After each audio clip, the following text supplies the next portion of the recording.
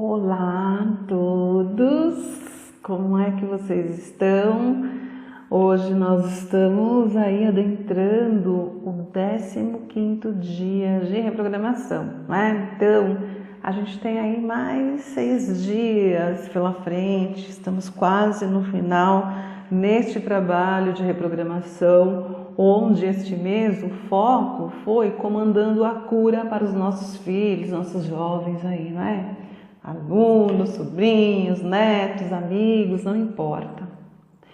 Porque existe uma necessidade da gente compreender aí sobre estes jovens, né? Então a gente está aí falando um pouquinho, refletindo, né? E observando. Então hoje é o 15º dia. Ontem eu postei, eu me equivoquei e postei dia 15 de agosto, mas na verdade os áudios de ontem, claro, né, foram do dia 14 e hoje é dia 15, tá? Então, antes da gente iniciar aí, algumas pessoas tentaram entrar no grupo de expansão da consciência, mas já tá lotado, né? Eu vou criar outro grupo, tá? Peço sempre a colaboração de vocês e a paciência, porque são muitos grupos e eu não tenho, assim, às vezes como dar conta, né? Então eu sempre falo para vocês que de uma forma ou de outra eu estou sempre lendo as mensagens de vocês, eu não tenho como responder todas, tá? Então uma maneira mais fácil é de responder por aqui, rapidinho nesses áudios aqui, né? Os áudios que vêm antes dos exercícios, né? Então a gente vai conversando por aqui, tá? E batendo esse papo aí, você vai me conhecendo aos poucos, né? Sempre tem gente nova chegando nos grupos, então você vai me conhecendo aos poucos. Eu criei já o grupo de constelação familiar, são para os consteladores familiar Brasil, porque qual é a intenção e proposta deste grupo? No final de uma reprogramação, esses consteladores espalhados aí pelo Brasil, não é? Então você vai ver se na sua cidade tem, fazer um encontro em grupo, focando no tema da reprogramação, ok?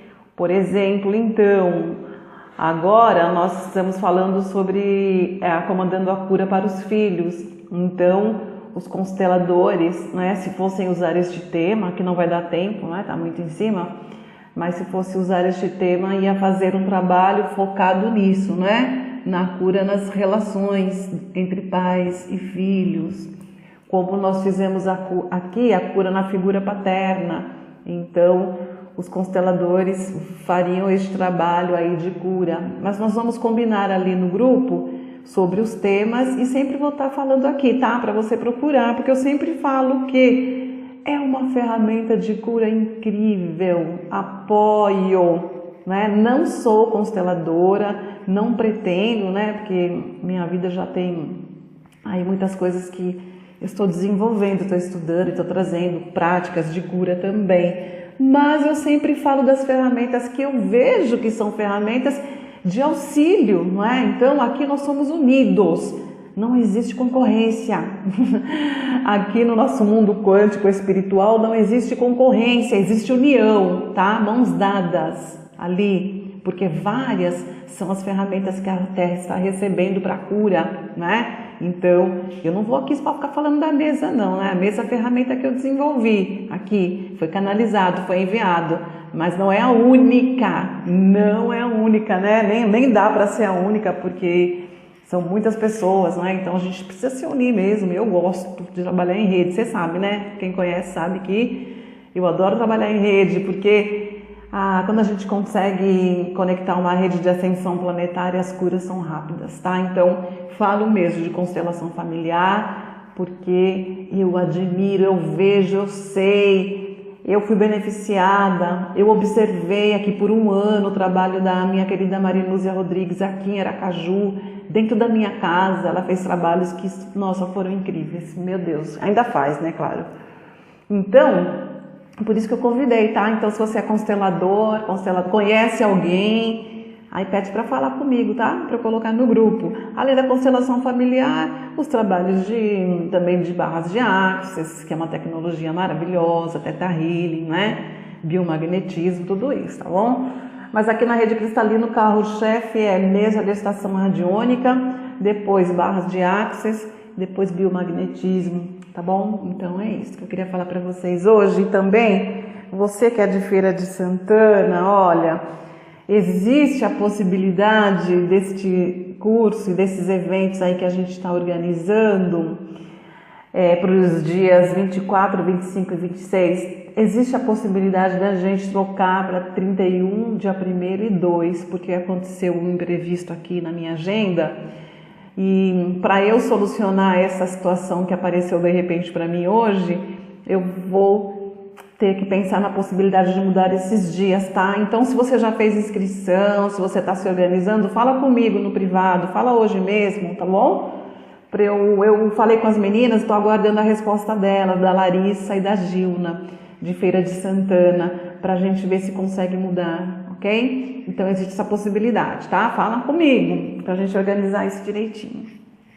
E aqui, nós vamos falar agora, né, continuando aqui sobre esse assunto, comandando a cura dos nossos filhos, um assunto tão interessante, que vem trazendo novas percepções com relação às nossas crianças. Então, gente, como a gente precisa ajudar, né? E como esse assunto também, eu sempre estudei, né? Quando eu lecionava lá em São Paulo, eu sempre estudei sobre esses tipos de seres, mas eu não, daquela época eu estou vendo tanta diferença, tanta novidade agora.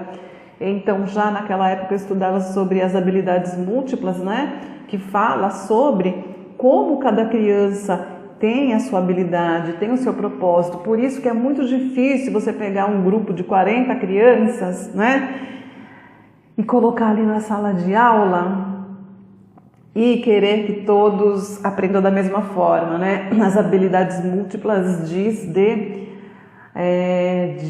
fala sobre cada criança tem uma habilidade. Então, não tem como você dar a mesma aula de matemática para uma criança que tem uma habilidade visual, visoespacial, a outra que tem uma habilidade verbal linguística, a outra que tem uma habilidade intra e interpessoal. Então, imagina como é, porque tem crianças e tem pessoas, por exemplo, como eu, que tenho essa habilidade visoespacial muito aguçada, mas a outra tem uma habilidade mais verbal linguística, ela prefere ler, né? Ler é só lendo que ela consegue assimilar. A outra é mais ouvindo. Como pode, né? Então, como a gente pode pegar esses seres que são tão diferentes e colocar numa sala de aula, né? Então, precisava realmente rever aí os conceitos do nosso governo, né? Com relação a essa demanda, tá? E aí eu tô vendo mais, porque naquela época só existia mais, eu focava mais nas índigo e cristal, mas hoje tá vendo aí, né, diamante chegando, arco-íris. Ontem nós falamos um pouco sobre as crianças arco-íris, que são essas que estão chegando agora, né? Na verdade, já chegaram algum tempo atrás, mas uma ou outra, né? Não era, o número não foi um número muito grande, tá? A partir dos anos 80. Mas elas estão aí, elas são essas que eu falei para vocês ontem, né? Então, geralmente assim, na verdade, especificamente a criança arco-íris, ela chega aqui na Terra e aqui é a primeira encarnação dela na Terra, não é? Por isso que se diz que elas vêm sem karmas entre aspas, tá? Não vai achar que karma é uma coisa ruim que você tem que pagar, tá? Essas coisas aí estão mudando agora nesses novos conceitos da nova era. E também, a partir de 2012, vem chegando as crianças diamante, não é? Com uma estrutura diferente dos índigo, cristal e do arco-íris, tá? Essas crianças diamante, elas são consideradas como avatares, tá? Mas não são muitos não, né? Assim, não vai nascer muitas crianças diamante, não, tá? Não serão muitas como índigo, que foi uma leva, né? Cristal também. Diamante são menos do que as crianças arco-íris. E ao contrário das crianças arco-íris, que necessitam nascer em lares de pessoas já espiritualizadas, lares de pessoas mais equilibradas, né? Geralmente crianças arco-íris nascem em lares de pais cristal, então são mais equilibrados. As crianças diamante já não. elas nascem onde necessitam de uma energia mais intensa, não é? Pois é. Às vezes elas nascem até em lugares com energias bem densas, não é? Eles assimilam e ancoram muito bem essas energias, não é? Então, as energias densas não faz mal para eles. Muito pelo contrário, eles chegam com a energia deles, né, que já são elevadas, mas eles são bem fortes, inclusive fisicamente, né? Eles são bem fortes, mais fortes do que a criança arco-íris, que tem aquela aparência mais frágil, porque arco-íris, eles não precisam se alimentar tanto do nosso alimento aqui, porque eles se alimentam através de energia, né? Mas os diamantes não, eles são fisicamente mais fortes, tá? Como diz a pedra diamante, né, que é um condutor de energia, um condutor de luz, né? Mas é uma das pedras mais duras, mais resistentes que existe no nosso reino mineral, tá? Então, a criança é como essa pedra diamante. Quando eles começam a canalizar energias, são as mais puras e brilhantes. Eles são muito lindos, né? Geralmente vão ser, né, já são, para quem nasceu a partir de 2012, excelentes alunos. Eles são talentosos em qualquer assunto. Eles são aprendizes ávidos, né? Tem uma compreensão muito expandida de tudo. E eles têm o sentido de unicidade com Deus, tá? E essas crianças vão ter vida longa, sem complicações, tá? E eles sabem que sempre estão certos, mas eles nunca vão impor isso, né? Naquela necessidade de provar. Eles já têm isso dentro de si, mas não vão brigar por isso, nunca vão impor, né? Então eles vêm com uma alta conexão espiritual, estar em contato com outras dimensões e receber orientações lá de outra dimensão é muito comum para as crianças diamante. Eles têm dons artísticos aguçados para a música, para a pintura, para o desenho. Eles se expressam muito facilmente através desses dons que eles já nasceram, não é? Eles não suportam mentiras, tá? Eles são muito verdadeiros. Eles pedem isso para as pessoas que os rodeiam, né? Família, amigos. Pedem, focam muito para não mentir, né? Eles possuem também o dom da cura, que pode ser por imposição das mãos, tá? Outros manipulam pedras, cristais, ou pela própria energia de amor, que vem com um amor tão exacerbado, né? Tão forte que essa própria energia já promove a cura, tá? Eu vou continuar falando dessas crianças diamante no próximo áudio.